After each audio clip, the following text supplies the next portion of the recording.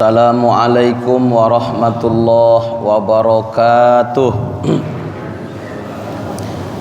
Limardatillah subhanahu wa ta'ala wa inayatihi wa hidayatihi wa taufiqih wa ila hadratin nabiyil mustafa war rasulil mujtabah sayyidina Muhammadin sallallahu alaihi wasallam wa ala alihi wa ashabihi wa dzurriyyatihi wa qarabatihi wa ahli baitihi ajma'in. Summa ila arwahi masyayikhina wa muallimina wa asatizina wa ila muallifi hadzal kitab wa ala hadhihi niyat. Al-Fatihah. A'udzu billahi minasyaitonir rajim. Bismillahirrahmanirrahim. Alhamdulillahi rabbil alamin. Arrahmanir rahim. Maliki yaumiddin. Iyyaka na'budu wa iyyaka nasta'in. Ihdinas siratal mustaqim. Siratal ladzina an'amta 'alaihim ghairil maghdubi 'alaihim waladdallin. Amin. Bismillahirrahmanirrahim. Alhamdulillahi rabbil alamin.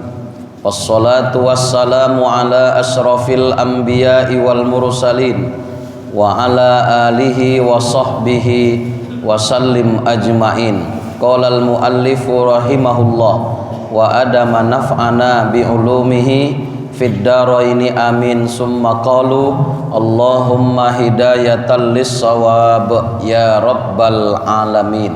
Puji dan syukur kita panjatkan kehadirat Allah subhanahu wa ta'ala atas segala nikmat dan karunia yang telah dan masih diberikannya kepada kita, terutama sekali nikmat iman dan Islam, kesehatan, kesempatan, panjang umur, sehingga pada pagi hari ini kita dapat hadir bersama di masjid yang kita cintai dalam rangka melaksanakan sholat fardu subuh secara berjamaah, dan kemudian kita lanjutkan dengan majelis taklim. Salawat serta salam sama kita hadiahkan kepada junjungan alam Sayyidul Anam Rasulullah Muhammad sallallahu alaihi wasallam. Semoga kita akan mendapatkan syafaatnya nanti di hari kiamat kelak. Amin ya rabbal alamin. Bapak Ibu hadirin rahimakumullah, kita lanjutkan kajian kita Ahad kedua subuh, kajian hadis kitab Nuzhatul Muttaqin, syarah dari kitab Riyadus Shalihin.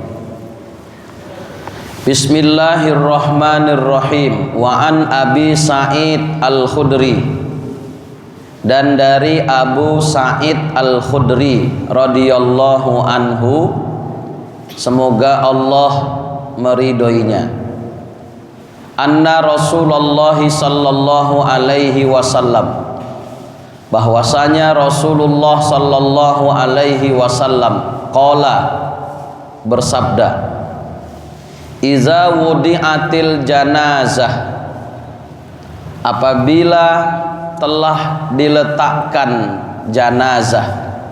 Maksudnya janazah itu sebutan untuk mayat yang sudah berada di dalam keranda, itu disebut janazah. Jadi kalau lewat mayat mau dibawa ke kubur, jangan lagi disebut mayat, tapi disebut janazah.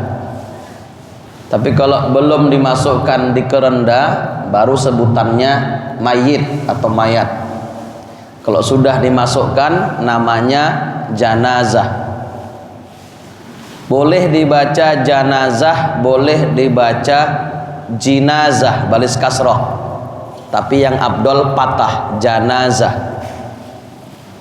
Apabila telah diletakkan janazah, mayat, ke dalam kerendanya, wahtamalahan nas, lalu dipikul oleh manusia, awir rijal, maksudnya laki-laki, ala a'nakihim, di atas pundak-pundak mereka, dipikul. Fa in kanat solihatan, jika ternyata jenazah itu jenazah orang yang soleh atau solehah, jenazah orang yang baik, qalat, maka dia berkata, ini sedang dipikul dia nih. Kalau dia orang soleh, orang baik, begitu dipikul ke kubur, dia berkata, qaddimuni, qaddimuni, cepat bawa aku, cepat berangkatkan diriku, cepat, jangan lama-lama. Qaddimuni, qaddimuni, itu kata si mayit yang berada di dalam keranda jika mayit itu orang baik, orang soleh. Dia bilang, cepat, cepat, jangan lama-lama, cepat bawa ke kubur, kata si mayit. Kalau yang dikubur itu, yang dipikul jenazah orang soleh, kayak bapak ibu nih lah, soleh ku tengok nih, alhamdulillah. Wa in kanat ghairu sholihatin, namun jika dia jenazah itu bukan jenazah orang yang soleh, bukan orang soleh, di sini ada dua. Pertama, jenazah orang kafir atau fasik, orang fasik. Fasik itu siapa? Orang Islam, pelaku dosa besar, itu disebut fasik. Nggak sholat itu fasik, yang nggak puasa itu fasik, berjudi, berzina, merampok, makan harta anak yatim, makan harta riba, melakukan dosa besar, itu fasik. Jadi bila jenazahnya itu jenazah bukan orang yang soleh, baik dia jenazah orang kafir atau jenazah orang Islam yang fasik, tidak sholat, tidak puasa, bahkan dia melakukan dosa-dosa besar lainnya, qalat, begitu jenazahnya dipikul, dibawa ke kubur, dia pun berkata, ya wailaha, alangkah celakanya diriku, alangkah celakanya diriku, aina tashabuna biha, kemana mau kalian bawa diriku.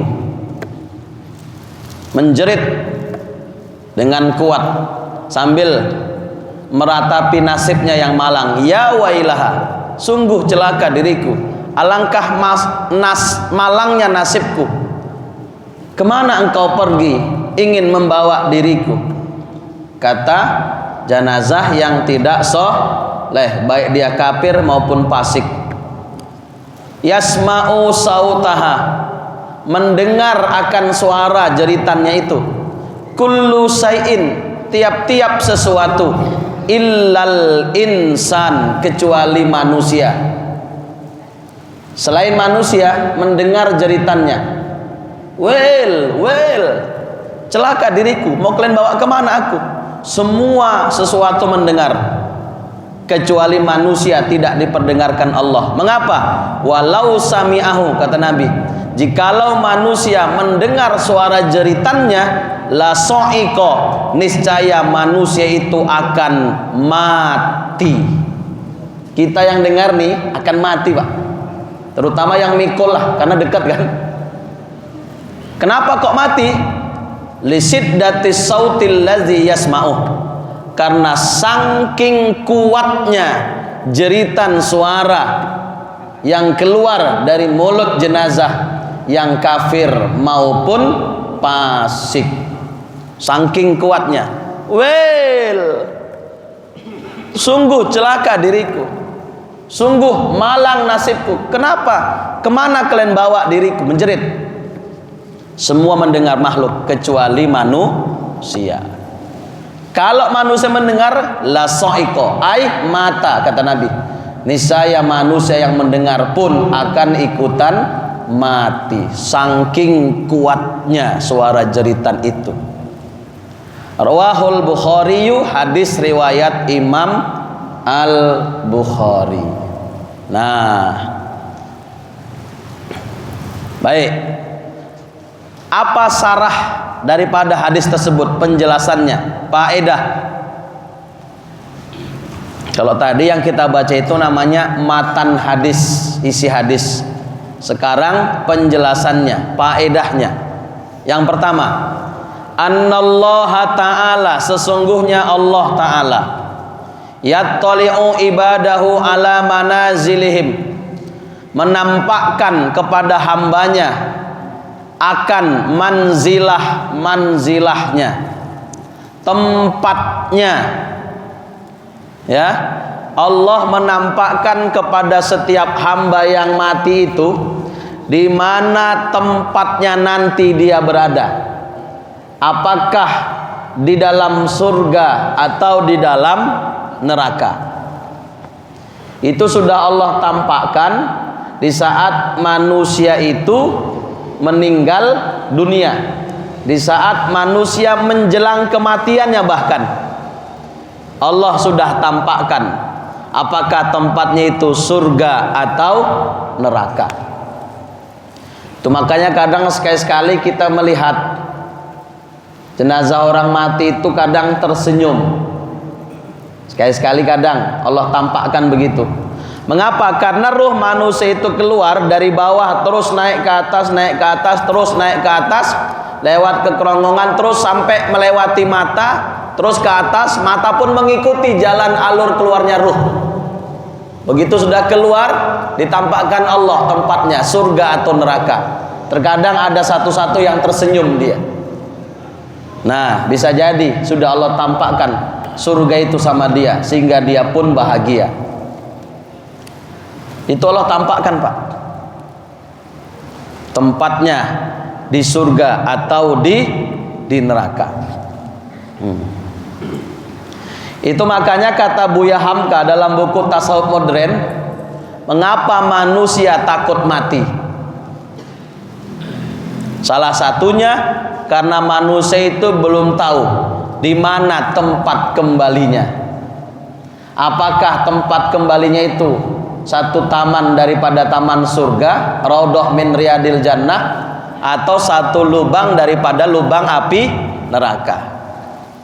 Ada yang tahu sudah? Belum kan? Karena belum tahu. Coba kalau udah jelas beritanya, engkau bakal masuk surga, tamanmu taman surga, gak akan takut kita mati, Pak. Karena kehidupan di sana lebih baik daripada kehidupan sekarang. Cuman karena belum jelas, itu ajanya. Makanya ada anekdot Pak Bilal, udah 79 tahun umurnya, ngurusi orang mati di kampung tuh. Satu ketika begitu melepas jenazah, di kerenda itu kan ada penutup kerenda, kan ada bacaannya itu. Apa bacaannya itu, Pak? Innalillahi kan? Innalillahi wa inna ilaihi rojiun. Selesai melepas jenazah, datang anak muda ngamperi Pak Bilal tadi, yang udah tua tadi. Kek, aku penasaran dari dulu. Apa itu, nak? Di atas penutup kerenda itu kan ada bacaan innalillahi wa inna ilaihi. Betul. Aku mau nanya, Kek, apa? Itu apa artinya, Kek? Langsung terdiam kakek tadi. Soalnya kakek ini nggak dari pesantren kan, nggak ngerti bahasa Arab, cuman modal pengamalan aja, pengalaman mengurus jenazah. Teplongo dia, nggak tahu sebetulnya dia. Cuman kalau dibilang nggak tahu malu, udah 79 tahun ngurusi mayit. Terakhir dijawablah, oh itu yang di kerenda itu. Iya, itu artinya jangan kau tanya kemana aku pergi. Itu katanya rupanya. Oh ya, Kek, makasih, Kek. Rupanya pemuda tadi pun ada gobloknya juga rupanya. Itu tadi kebawa, dimanapun dibawa dia nggak tahu. Jangan kau tanya kemana aku pergi. Belum tahu tempatku, apakah taman surga atau taman lubang daripada lubang neraka. Logikanya gini aja, Bu. Ibu mau diajak pindah sama suami ke daerah Medan, tapi rumahnya lebih sempit dari rumah ibu sekarang.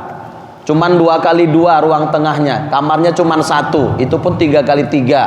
Lantainya pasir, lantai kasar, dindingnya belum berplaster. Buka pintu udah jalan, buka dapur udah rumah orang, sempit lah. Kira-kira senang nggak ibu dibawa pindah ke rumah kayak gitu?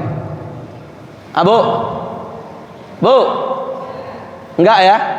Gak usah pindah lah bang, biar kita di Bandar Setia aja. Walaupun banjir nggak apa-apa sering. Yang penting rumah kita kan lebih besar dibanding yang di sana. Nggak mau ibu diajak pindah. Coba begitu diajak pindah, rumahnya 20 kali 30, kamar 5, setiap kamar ada AC, sofanya 3, sudah, lantainya marmer, mobilnya ada di situ, Pajero. Bunga-bunga di depan halamannya penuh, samping kanan masih ada tanah luas, belakang pun banyak. Semangat nggak ibu pindah ke rumah kayak gitu? Semangat, karena udah jelas tempatnya lebih baik daripada tempat kita yang sekarang di sini. Kira-kira begitulah nanti di sana. Mengapa manusia takut mati? Karena belum jelas tempatnya. Nanti ketika mati Allah tampakkan tempatnya di surga atau di neraka. Sudah Allah tampakkan, Pak. Wa ma a'addalahum fi hazihil hal, dan Allah sudah tampakkan juga kepada seorang hamba apa yang sudah Allah janjikan pada keadaan seperti ini.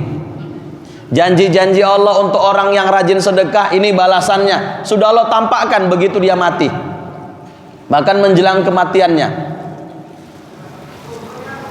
Ini orang yang rajin tahajud, ini ganjarannya. Ini orang yang rajin ngutangi orang, ini ganjarannya.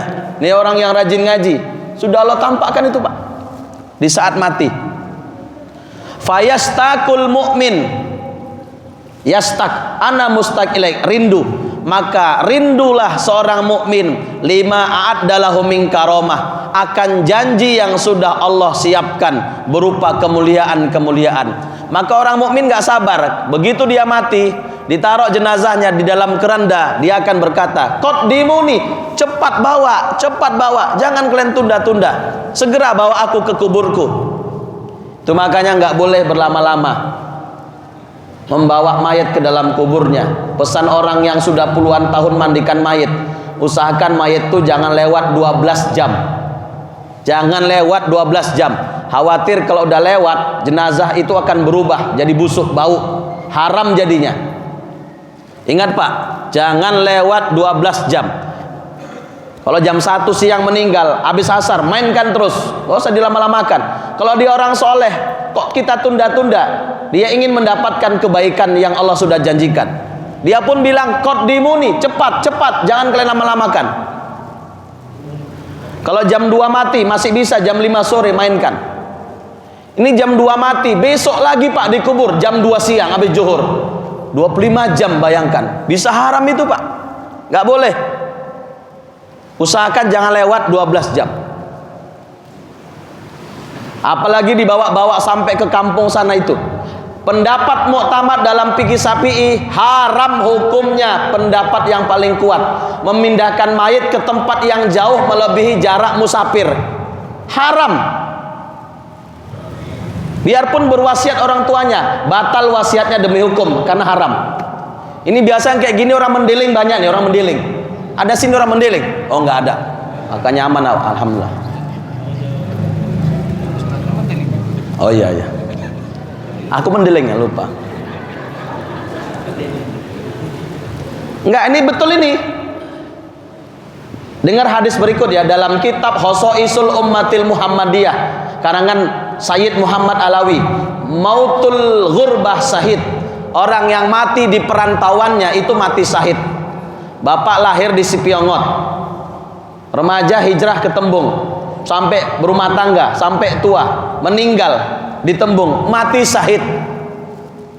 Itu namanya mautul ghurbah. Kemudian andai jenazah kita dikubur di tempat kita mati, di tempat kita hijrah nih, andai yang mati itu ahli surga, orang soleh, maka dibangunkan untuknya satu istana di dalam surga. Luas istananya seluas dari tempat lahirnya sampai tempat dikuburkan jenazahnya. Andai tadi lahir di Sipiongot, sampai remaja hijrah ke Tembung, meninggal di Tembung, dikuburkan di Tembung, andai dia orang soleh, dibangunkan untuknya istana, luas istananya dari Sipiongot sampai Tembung. Coba. Tapi kalau dikuburkan balik ke kampung halaman, hilang padilahnya. Jelas Pak? Jelas? Maaf Pak, Bapak di mana lahir? Mendiling di mana ya? Siabu. Kira-kira ninggalnya di mana nanti kira-kira? Enggak nanti bukan sekarang. Nanti nih. Takut juga rupanya, padahal udah tua. Awak pikir udah tua, udah siap, belum. Apalagi awak kan. Artinya ada kemungkinan pindah lagi balik ke kampung, enggak kan? Nah udah di sini aja. Masuk surga. Allah bangunkan istana untuk bapak nih, luasnya dari Siabu sampai Bandar Setia. Jadi jangan minta-minta balik di kampung halaman dikuburkan. Hilang keutamaannya Pak. Bahkan pendapat muktamad dalam fikih Syafi'i haram. Tapi kalau cuman dikubur di daerah Pakam, tidak melewati jarak musafir, masih dibenarkan. Kalau udah lewat jarak musafir 85 km haram. Pendapat yang muktamad dalam fikih Syafi'i. Abang di mana lahir Bang? Ini abang ini. Mana lahir? Oh Sibolga. Mantap lah, Sibolga Bandar Setia. Yang sedih yang lahir di Bandar Setia, mati di Bandar Setia, ini yang sedih. Udah bisalah berpikir untuk hijrah ke Papua sana, jangan tanggung-tanggung. Biar luas istananya nanti. Nah itu. Orang mukmin mustaq, rindu dengan janji-janji Allah itu. Makanya orang mukmin minta segera dipercepat, segera, jangan ditunda-tunda, jangan dilama-lamakan. Jangan lewat berapa jam tadi Bu? 12 jam. Kalau matinya jam 5 sore Ustadz, kalau jam 5 sore ya udahlah besok pagi. Nggak bisa malam Ustadz, jangan, makruh hukumnya. Fardu kifayah dibuat malam makruh. Kecuali darurat. Orang hanyut udah 2 hari, ketemu malam, ya udah langsung malam itu dimainkan. Tapi kalau enggak normal, makruh malam. Kenapa makruh? Baca kitab Ibanatul Ahkam. Sarah dari kitab Bulughul Maram. Jika malam akan terjadi beberapa taksir kekurangan. 1. Di masa Nabi dulu karena malam masih gelap, lampu nggak seperti sekarang, itu kain kafannya kurang panjang, ditutup kepala, kaki nampak, ditarik ke bawah, kepala nampak, terjadi taksir. Yang kedua, diharapkan orang yang menyolatkan orang mati rame karena siang, tapi ini karena malam akhirnya hilang separuh, berkurang karena malam. Ini taksir namanya. Yang ketiga, ini yang seram. Malaikat mungkar nakir malam itu lebih seram ketimbang malaikat mungkar nakir siang. Ini yang kita takut Pak. Kok nggak percaya Bu? Ketawa pula Ibu. Cerita seram malah ketawa. Keterangannya ada dalam kitab Ibanah. Itu hadisnya ada. Malaikat mungkar nakir malam itu lebih seram ketimbang malaikat mungkar nakir di waktu siang. Maka jangan malam, buat besoknya. Asal jangan lewat 12 jam. Kalau dia mukmin, dia minta dipercepat. Qaddimuni, cepatkan. Jangan dilama-lamakan. Supaya apa? Dia bisa mendapatkan janji-janji Allah. Makanya orang mati itu kan masa panen amal. Dunia ini beramal.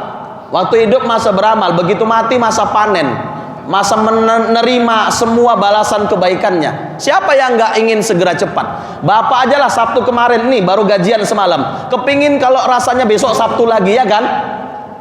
Ya kan Pak? Karena mau gajian lagi.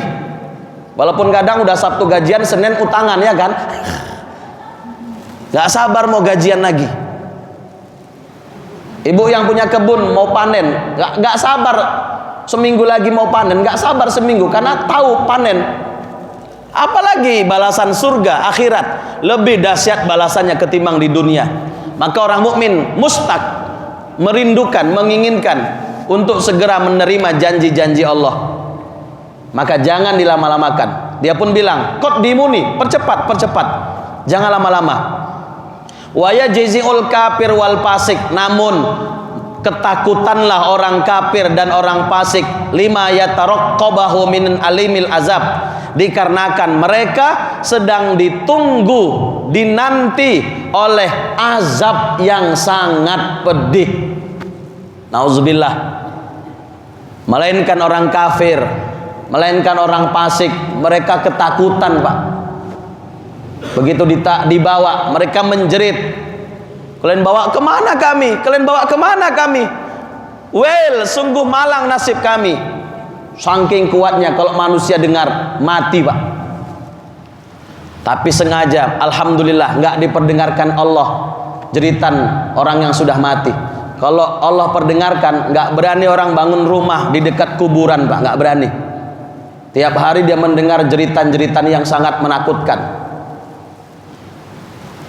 Nggak berani, Pak, tapi nggak diperdengarkan Allah. Makanya orang berlomba-lomba bangun dekat kuburan. Asal jangan tanah kuburan itu diambil untuk tanah dia. Hati-hati. Seharusnya kalau sering melihat orang mati, itu kan jadi iktibar sama dia, sehingga hijrah dia, taubat dia jika dia belum taubat, ya kan? Kan seharusnya begitu. Tapi saya melihat di beberapa tempat, Pak, Bu, justru orang yang tukang gali kubur, tukang nampung mayat, sudah ditanam ke lahat, malah mereka banyak yang dablek, Pak, rata-rata. Betul, Pak, nggak puasa, nggak sholat. Malah yang gali banyak yang nggak puasa, nggak sholat. Padahal tiap saat dia nampak mayat dipikul ke dalam kubur, masuk ke lahat. Seharusnya kan jadi iktibar, aku nanti bakal begini, apa persiapanku. Seharusnya kan begitu, takut dia. Ini nggak, malah ada beberapa titik kuburan di beberapa desa. Malah yang tukang gali kubur dablek orangnya, Pak. Sholat enggak, puasa enggak. Saya pernah ngantar jenazah bulan Ramadan dekat rumah, sudah. Begitu sedang ngurusilah, ada satu dari yang 3 orang tuh jumpai keluarga. Siapa keluarganya itu? Tolonglah siapkan untuk kami nasi bungkus sama teh manis dingin sama rokok kalau bisa. Bulan Ramadan, Pak. Astagfirullahalazim. Itu nyata, Pak. Malah dablek. Kurasa Bandar Setia enggak lah ya? Enggak, jujur aja, Pak. Enggak usah tutup-tutupi. Kurasa Bandar Setia enggak dablek kan? Atau sama dableknya, malah tambah kereh hatinya, Pak. Koreh. Astagfirullah, nauzubillah. Itu nyata itu, Pak. Berarti rata-rata di situ kayak gitu.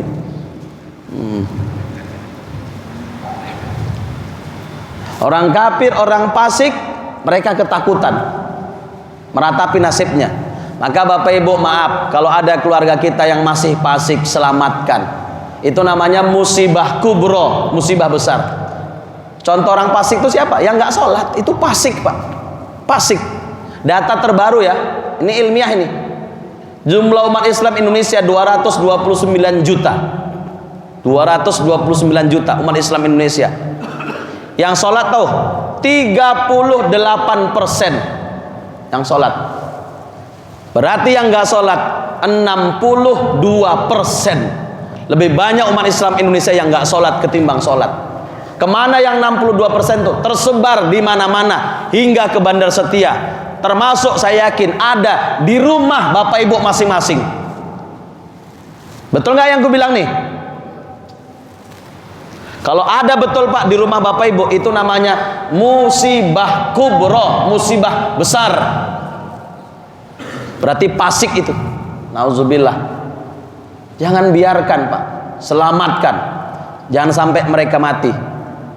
Sayyid Al-Haddad, Habib Al-Haddad, Abdullah Al-Haddad mengatakan, salah satu indikasi orang mati su'ul khotimah, maaf, apabila dia mati dalam kondisi belum mengerjakan sholat. Orang yang nggak sholat sampai matinya tetap nggak sholat, kemungkinan besar matinya su'ul khotimah. Bahkan, maaf, kita yang udah biasa sholat, maaf ini, tiba-tiba sakit parah, 3 bulan di rumah sakit, selama 3 bulan nggak sholat selama sakit karena diimpus, diselang dan segala macam. 3 bulan nggak sholat sampai mati nggak sholat juga. Ini pun indikasi matinya su'ul khotimah. Nauzubillah. Padahal waktu sehat hidup nggak pernah tinggal sholat. Begitu mati 3 bulan sakit nggak sholat. Baca kitab Al-Fawaidul Muhtarah, kata Habib Al-Haddad Abdullah. Ini pun indikasi matinya su'ul khatimah. Karena yang dihitung, yang dinilai Allah di ujungnya. Nauzubillah, Pak. Mudah-mudahan kita yang udah biasa sholat jangan sampai mau mati nggak sholat, ya Bu ya. Jangan sampai parah menjelang mati, sakitnya sakit parah sampai tinggal sholat. Jangan sampai. Kalau bisa nggak sampai parah, cukup batuk sekali tok mati udah. Jadi nggak sampai tinggal sholat. Cocok ya? Nah, tengoklah kalau ada yang batuk, hati-hati lah bentar lagi, hati-hati. Udah sepakat tadi kita. Jadi kayak mana Ustadz? Tetap wajib sholat, udah parah begitu, tetap wajib selagi akalnya belum hilang. Sholat tetap wajib walaupun udah parah begini fisiknya. Betul Pak? Tinggal menurut cara kemampuannya dia sholat. Pertama, wajib keluarganya, anak-anaknya membantukan orang tuanya untuk bisa mengerjakan sholatnya, baik menggantikan pempesnya, mewudukkannya, atau mentayamumkah, menghadapkannya ke kiblat umpama. Jika memang masih memungkinkan, itu kewajiban anak menolong ibadah orang tuanya. Jika anaknya nggak peduli dengan ibadah orang tuanya, cara kedua, dia ada harta, wajib dia menyewa orang untuk membantu dirinya dalam melaksanakan kewajiban sholatnya, mengurusi dirinya, menggantikan pempesnya, mewudukkannya, menyebokkannya, menghadapkannya ke kiblat. Itu wajib dia sewa orang. Jika anaknya tadi tidak ada yang peduli. Yang kedua, mampu dia, wajib sewa orang untuk membantu dirinya beribadah. Itu tahapannya. Ternyata nggak mampu menyewa orang untuk membayar orang untuk membantukannya ibadah, maka kerjakan semampunya. Begitu azan, dengar dia, masih cas otaknya, sholatlah semampunya.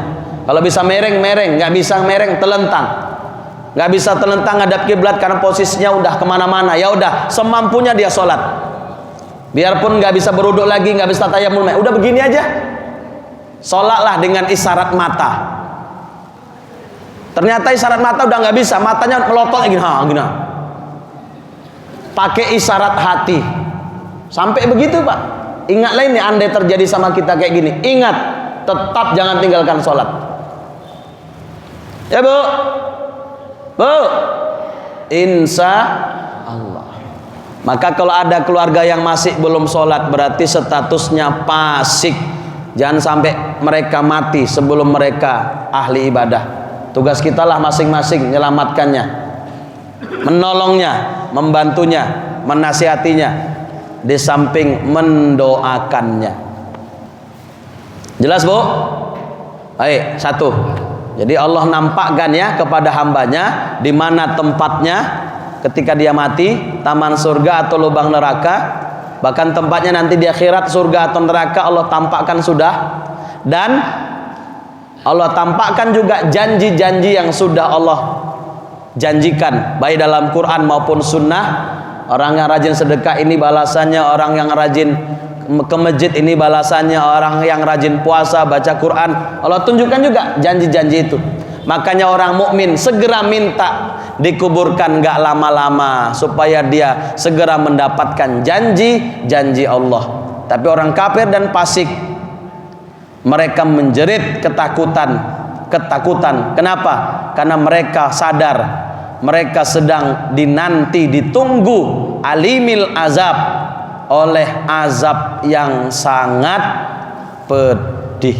Nauzubillah summa nauzubillah.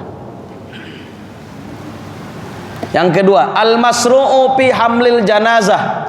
Disyariatkannya memikul janazah, ayyakuna lirijal, itu adalah dia bagi laki-laki, wa yakrahu linnisa, makruh bagi perempuan. Biarpun yang mati perempuan, tetap yang memikul jenazah laki-laki, makruh bagi perempuan. Bahkan bukan hanya memikul yang makruh, ini saya sampaikan ya Bu, makruh bagi perempuan ikut mengantar mayit sampai ke kubur. Itu makruh bagi wanita yang mentalnya kuat. Bagi wanita yang mentalnya rapuh, haram ikut ke kubur mengantar jenazah.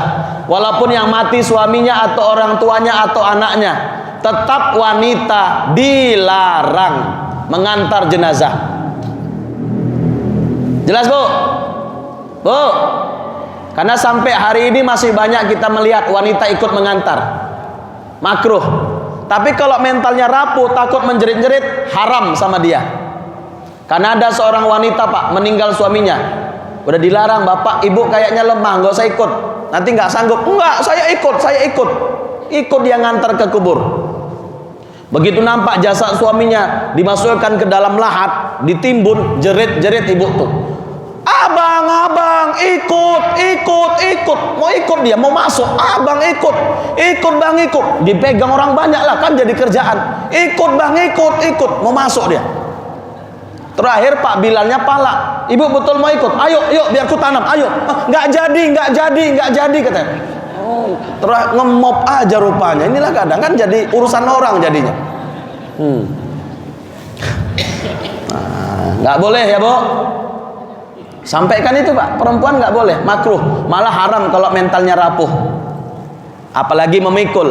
Nah, memikul jenazah, apalagi jenazah itu jenazah orang soleh, apalagi jenazah itu jenazah orang alim, kiai, ustadz, tuan guru. Kita dianjurkan berlomba-lomba untuk memikulnya. Dalam kitab Nasuhul Ibad karangan Imam Nawawi Banten, ada di situ satu riwayat. Allah malu mengazab orang yang mau menyolatkan saudaranya lalu memikulnya serta mengantarnya sampai ke kubur. Allah malu mengazab orang yang memikul jenazah itu. Bila yang mati itu orang yang soleh, ada barokahnya Pak. Itu dianjurkan, masruh, disyariatkan. Kayak di Jawa-Jawa itu, berlomba orang memikul. Kalau yang mati itu tuan guru, kiai, orang alim, orang soleh. Karena memang dianjurkan Pak, memikul jenazah orang soleh itu dianjurkan. Pak Imam pernah mikul jenazah? Enggak, jujurlah. Pernah? Mana tahu Pak ikut mikul, kelen-kelen aja lah. Masa aku imam masjid mikul, mana cocok, mana tahu kayak gitu, enggak kan?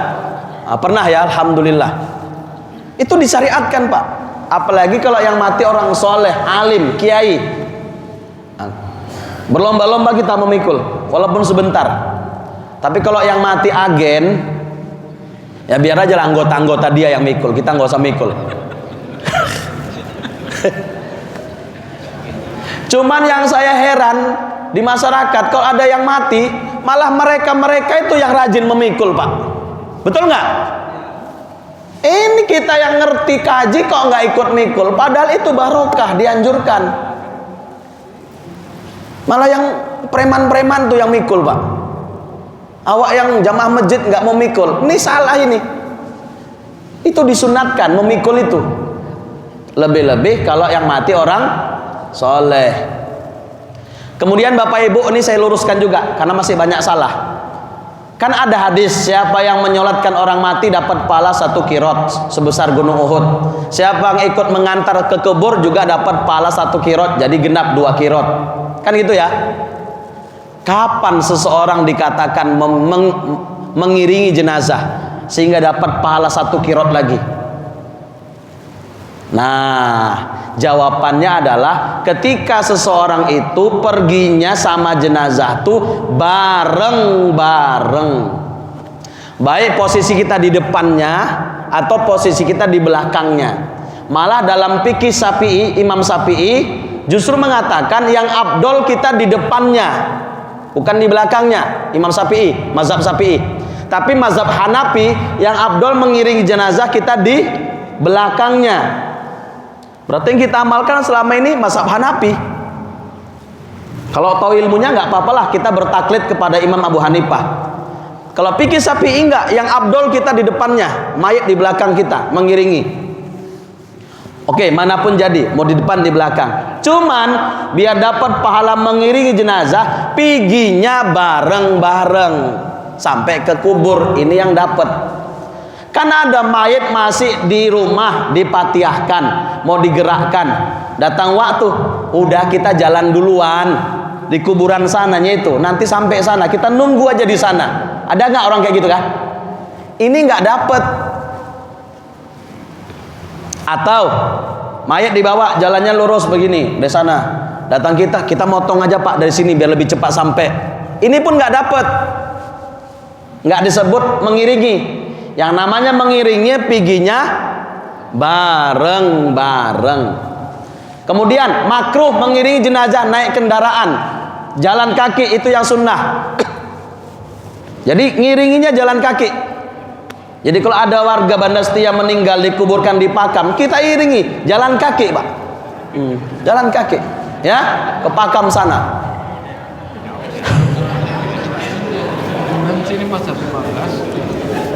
Cocok ya? Oh, nggak cocok? Iya ya. Kalau pakamnya nggak cocok lah kalau jalan kaki. Di situnya jalan kaki. Karena ada sahabat pernah mengiring jenazah dilarang Nabi. Turun dari kendaraan Anda, dari unta Anda, terus jalan ya. Termasuk dipikul lebih abdol, lebih sunnah ketimbang dengan kendaraan. Ini sikitnya. Pesan mobil, aduh, dekatnya. Terakhir sunnah memikul hilang.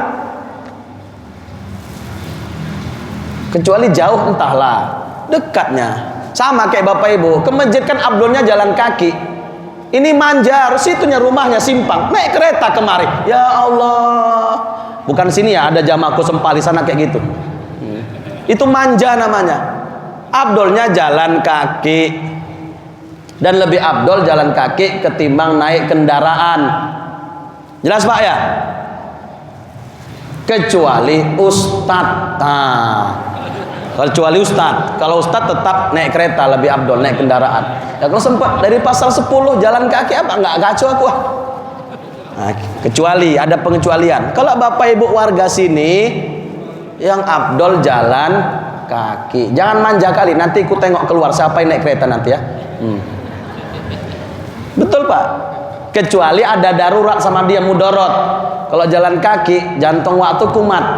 Terakhir sholat jadi nggak khusyuk. Kecuali lebih fatal akibatnya. Tapi yang sehat-sehat jalan kaki. Pak Dokter kemari jalan kaki naik kereta Pak. Jalan kaki naik kereta. Jauh Gang Buntu. Gang Buntu. Masih dekat itu. Oh Gang Buntu. Bisa lah. Oke Pak ya, jalan kaki. Ngantar jenazah pun jalan kaki. Tapi kalau jauh, oke lah, pengecualian, ada hajat. Jadi disyariatkan yang memikul jenazah itu bagi laki-laki, bukan bagi perempuan, makruh. Bahkan mengantar jenazah pun perempuan hukumnya makruh, bahkan bisa haram kalau lemah jiwanya. Oke, jadi berlomba-lomba kita kalau ada yang mati. Jika yang mati itu orang soleh. Apalagi yang mati guru-guru kita, ustadz-ustadz, maksudnya bukan aku, ustadz yang lain lah, nanti dulu, awak nanti aja. Berlomba-lomba kita pikul, itu barokahnya ada. 3 terakhir, sabar Pak ya, sabar. Ini udah tadi, minas sunnatin nabawiyah, termasuk sunnah nabawi, takjilu tajhizil mayit, takjil. Ibu ingat nggak istilah takjil? Biasanya apa ini muncul kapan? Puasa. Cuman salah penempatan. Takjil itu artinya menyegerakan. Di masyarakat arti takjil apa? Menu berbuka puasa. Apa takjilnya? Berarti nggak ngerti. Takjil itu artinya menyegerakan. Tajhizil mayit, pelaksanaan fardu kifayah terhadap mayit, wadabnihi serta menguburkannya. Itu arti takjil, bukan arti takjil itu menu berbuka puasa. Apa menunya, apa takjilnya Pak hari ini? Salah. Takjil itu menyegerakan, karena memang berbuka puasa itu sunat disegerakan, maka muncul istilah takjil. Bukan takjil itu artinya menu berbuka, salah. Jadi termasuk sunnah Nabi menyegerakan fardu kifayah terhadap orang mati, wadabnihi serta menguburkannya. Tadi udah kita singgung. Andai Bapak Ibu, ini terakhir,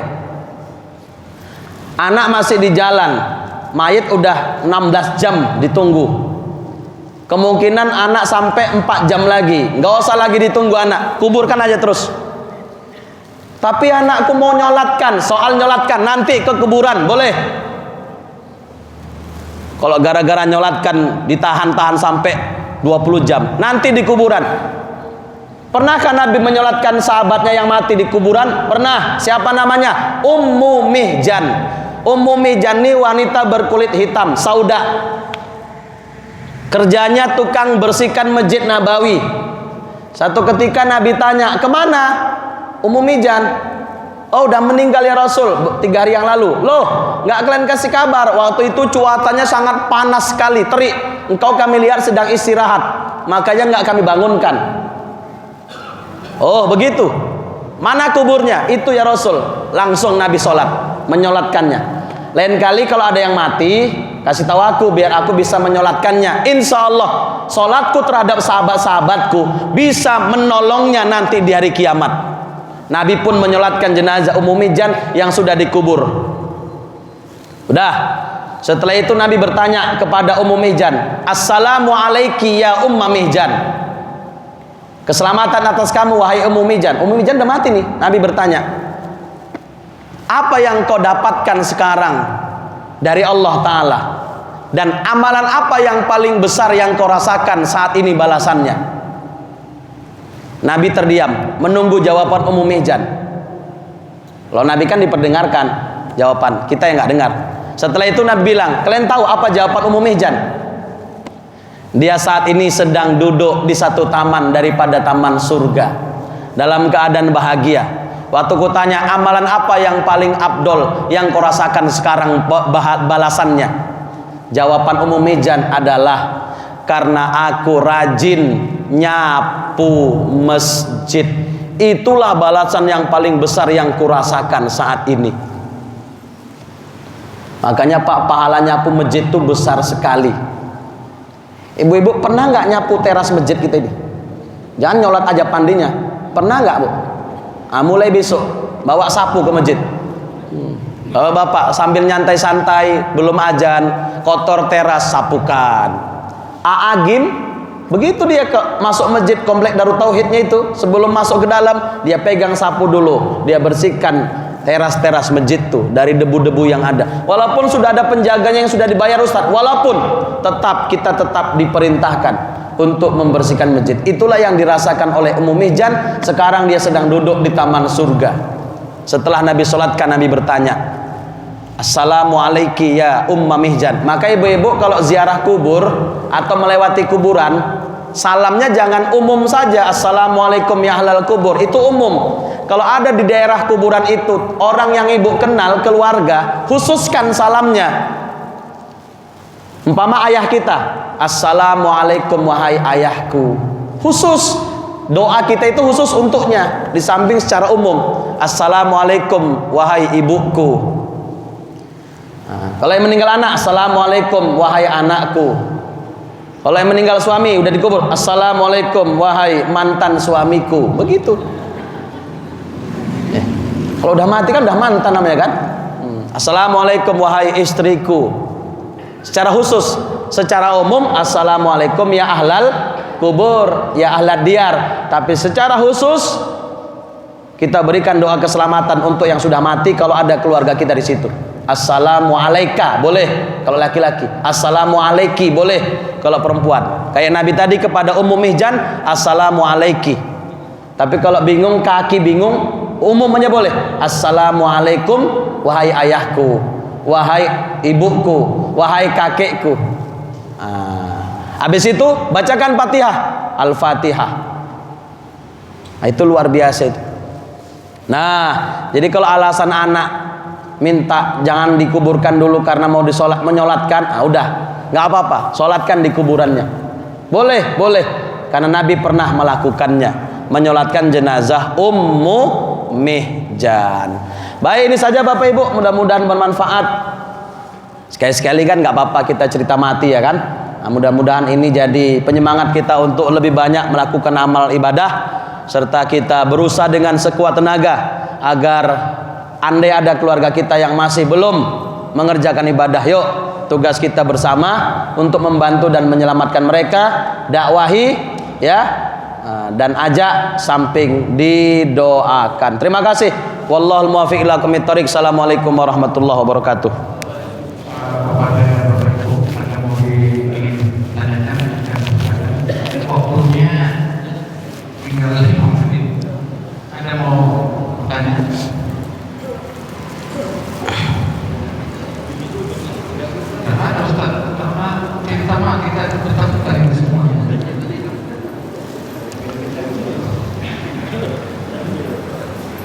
Kalau nggak ada, kita tutup dengan doa. Ada Bu, masih ada kesempatan 5 menit ini. Bapak-bapak ada yang sebelah sana? Pas, udah pas juga. Udah pas. Udah pas. Kita tutup aja dengan doa ya. Ntar kalau nggak ditanya saya kasih tambahan ya. Amalan Bu, mau? Oh, tadi kemarin akbar saya kasih udah. Kalau yang Ibu ajir pengajian akbar Jumat, sholat hadiah ya. Di kitab-kitab fikih mazhab Syafi'i banyak kita jumpai. Ini Hayatul Zain Imam Nawawi, termasuk di kitab As-Samsul Munirah. Di situ disebutkan Pak, kondisi yang paling menyeramkan dan menakutkan bagi orang yang mati setelah dikubur itu adalah kondisi pada malam pertama. Ketika dikubur itu malam pertama, malam yang menakutkan bagi mayit ketika dikubur. Maka kata Nabi, bantu saudaramu itu dengan perbanyak sedekah. Jadi Bapak Ibu kalau ada tahlilan di rumah Bapak Ibu, malam pertama itu banyakkan sedekah, bukan malam ketiga. Ya kalau malam ketiga ada lagi rezeki nggak apa-apa, 3 malam pun dibuat bagus. Tapi malam pertama, kalau rata-rata kita biasa malam pertama kan cuma Indodes saja biasa sama kacang asin kan. Malam pertama itu jelas perintahnya, malam yang menakutkan, mendebarkan bagi mayit, menyeramkan. Kalau pengantin baru malam pertama malam yang menyenangkan. Masih ingat Pak ya? Kalau orang mati dikubur malam pertama malam yang asat, menakutkan, menyeramkan. Maka kata Nabi, bantu saudaramu itu yang mati dengan perbanyak sedekah. Jadi malam pertama itu Pak, buat sedekah. Nah, kita kan nggak cuma sedekah biasa malam pertama, pakai baca-baca doa kan bagus. Tapi kalau bisa sedekah besar malam pertama itu, bukan malam ketiga, malam pertama itu sedekah besar. Karena di situ malam yang menakutkan, menyeramkan. Bantu dengan sedekah. Fa illam yajid, jika nggak didapati sesuatu yang bisa disedekahkan, karena nggak ada harta, umpama, bantu saudaramu dengan laksanakan sholat 2 rakaat. Ada 2 nama sholatnya, kata para ulama. Pertama disebut dengan sholat hadiah untuk si mayit. Yang kedua namanya sholatul uns, sholat al-uns, usolli sunnatal uns. Boleh sholat al-uns atau sholat hadiah 2 rakaat. Pahalanya setelah sholat, ya Allah, Engkau tahu aku sedang melaksanakan sholat ini, dan Engkau tahu apa maksudku, keinginanku, hajatku, niatku. Sampaikanlah pahala sholatku ini untuk penghuni kubur yang bernama Fulan bin Fulan. Lalu pada saat itu juga Allah mengutus 1000 malaikat masuk ke dalam kubur. Setiap malaikat membawa cahaya dan membawa hadiah untuk menghibur si mayit sampai nanti hari kiamat. Membantu orang yang mati malam pertama itu dikubur. Laksanakan sholat hadiah 2 rakaat. Apa suratnya setelah Fatihah? 1. Baca ayat kursi. Selesai ayat kursi, baca surat At-Takasur, Alhaakumut Takasur. Setelah itu Al-Ikhlas 11 kali. Berapa kali Bu? 11 kali. Dah, habis itu rukuk biasa, i'tidal, sujud. Bangkit lagi rakaat kedua sama. Habis Fatihah, suratnya ayat kursi, Alhaakumut Takasur, Al-Ikhlas diulang sebanyak 11 kali. Itulah praktek pelaksanaan sholat hadiah atau sholatul uns dalam rangka membantu saudara keluarga yang mati. Malam pertama ya. Kapan waktunya? Ba'da maghrib sampai isya. Usolli sunnatal hadiyah rakaataini lillahi ta'ala. Sekali lagi, suratnya apa saja di? Ayat kursi, Takasur, Al-Ikhlas 11 kali. Ayat kursi Allahu la ilaha illa ya, jangan pula Allahu akbar. Bismillahirrahmanirrahim. Ayat kursi, dah. Bukan kayak gitu. Dibaca ayatnya Allahu la ilaha illa. Habis itu At-Takasur, habis itu Al-Ikhlas 3 kali. Ini usaha sekaligus doa membantu keluarga yang mati. Jadi kalau mampu dua-duanya dibuat. Malam pertama sedekah besar, itu menolong, sedekah itu menolong kali orang mati itu. Yang kedua laksanakan sholat hadiah. Wallahu alam. Paham, Bu? Assalamualaikum Ustaz. Ada saya mau bertanya Ustaz. Kalau kita bermasyarakat ini kita kan nggak tahu ini si mayat ini tadi baik buruknya kita kan nggak tahu Ustaz. Ya. Dia nggak pernah sholat ataupun yang kita di masyarakat ini begal dia mati dibunuh gitu atau dipukuli massa. Jadi yang saya tanyakan itu Ustaz, apabila Bilal sudah mensolatkan, Bilal bertanya apakah ini baik? Jawaban apa yang pantas untuk kita jawab Ustaz? Karena biasanya kita bilang baik, padahal kita tahu kita buruk. Jawaban apa yang pantas untuk kita ucapkan? Nah, mungkin itu saja Ustaz. Baik. Terserah abang langsung ke hati, nggak apa-apa. Tapi kalau mau bilang baik juga boleh. Begini alasannya. Kata guru kami almarhum, biasa pertanyaan itu kapan? Sebelum disolatkan, sebelum didoakan, atau sesudah didoakan dan sesudah disolatkan. Nah, dalam solat, dalam doa, kan adabnya kita harus yakin bahwa doa kita itu diijabah. Kan itu adab berdoa. Apa doa yang kita minta? Allahumma ghfirlahu, ampunkanlah dosanya. Warhamhu, rahmatilah dia.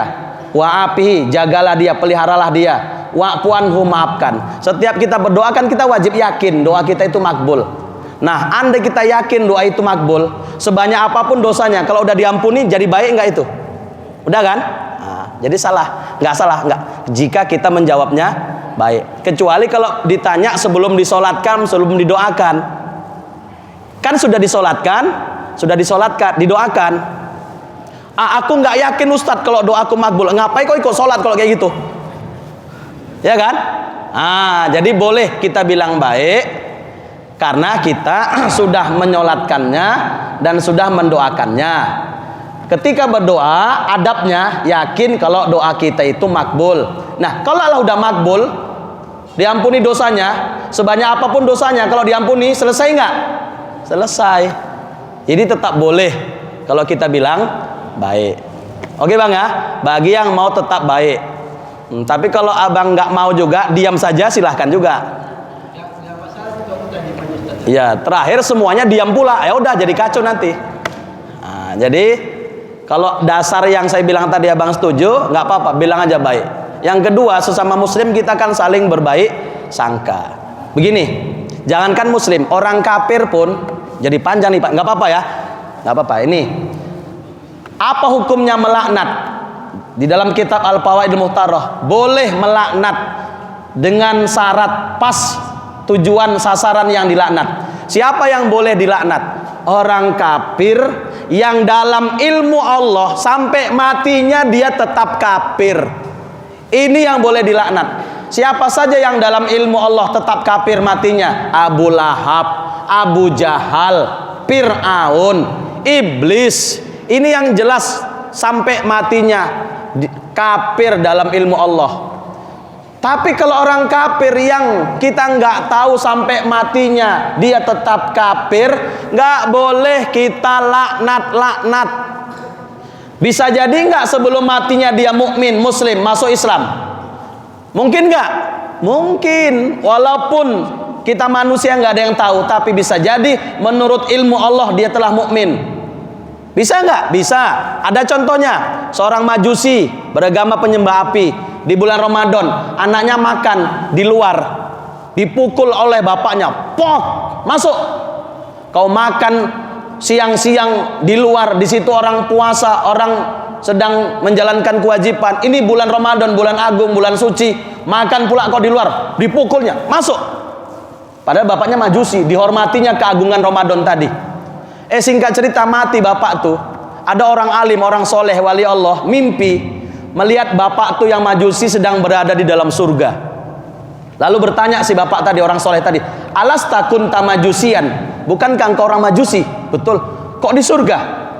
Kafir kan di neraka, kok di surga? Oh, begini ceritanya. Sebelum aku mati, Allah kasih hidayah kepadaku, nikmat yang sangat besar, sehingga aku bisa mengucapkan 2 kalimat syahadat. Sehingga aku masuk Islam. Begitu masuk Islam gak lama aku pun mati dalam keadaan gak ada lagi dosa. Engkau tahu kenapa aku bisa mendapatkan nikmat hidayah Islam? disebabkan karena aku pernah menghormati keagungan bulan Ramadan. Kupukul anakku karena makan bebas keluar di saat bulan puasa. Gara-gara itu aku mendapatkan hidayah. Walaupun orang lain nggak tahu, tapi Allah tahu. Kan bisa jadi kan? Orang kafir matinya sebelum beriman, dia sebelum mati. Apalagi kita sama muslim, wajib berbaik sangka. Bisa jadi sebelum matinya dia taubat, ya kan? Begitu taubat, walaupun belum sempat beramal, kan hapus dosanya. Nah, maka tidak salah kalau tetap kita bilang baik. Lagi pula kita ditanya itu setelah disolatkan dan setelah didoakan. Dalam doa kita yakin bahwa doa kita itu dijabah. Ampuni dosanya. Ya, kalau udah diampuni, selesai nggak? Selesai. Jadi boleh tetap kita bilang baik, boleh khair. Nah, jelas Bu? Alhamdulillahi rabbil alamin. Allahumma sholli ala Muhammad wa ala ali Muhammad. Allahumma zidna ilma warzuqna fahma warzuqna amala. Allahumma zakirna ma nasina wa alimna ma jahilna wa anfa'na bima 'allamtana wa 'allimna ma yanfa'una wa zidna ilma. Allahumma faqihna fid din wa 'allimna ta'wil wa sallallahu sallam alaihi walhamdulillahi rabbil alamin. Subhanakallahumma wa bihamdika asyhadu an la ilaha illa anta nastaghfiruka wa natubu ilaik. Assalamualaikum warahmatullahi wabarakatuh.